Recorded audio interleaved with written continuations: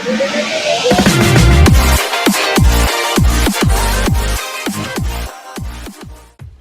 guys, I'm back with another recipe. Today we're making lamb kebab or lamb kofta. Our ingredients are as follows. We have some ground Australian lamb or whatever ground lamb you have. I have some minced onion, minced garlic.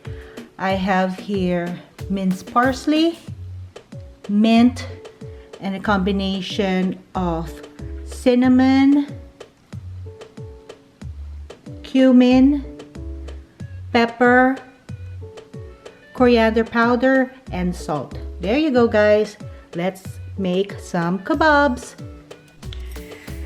Madali lang tong recipe na to. So we have here our ground lamb.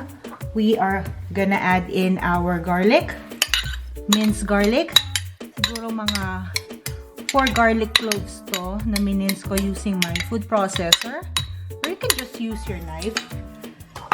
I have half of a medium onion here. Ginamitan ko rin siya sa food processor.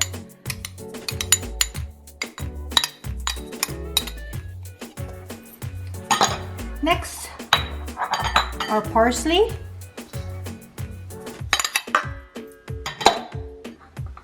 Our mint.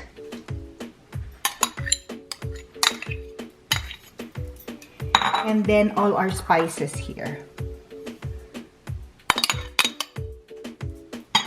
So we'll mix them all together, and then later on I'll let it sit in the refrigerator, and then we are gonna grill it.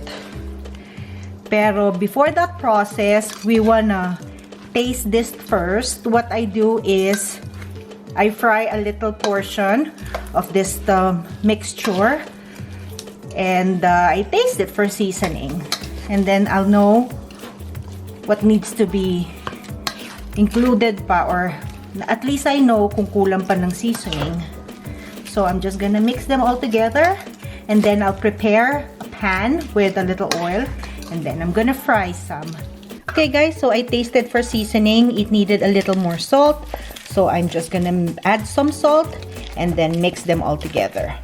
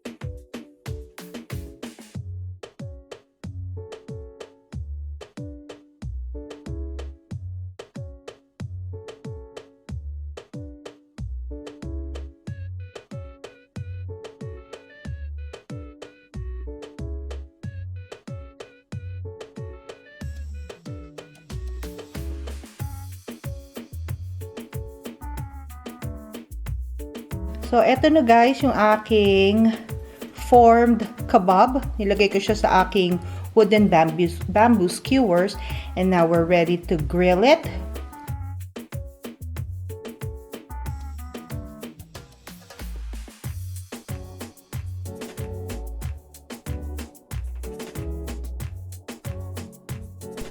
Okay guys, so here you go. This is my finished product of lamb kebab or lamb kofta kebab.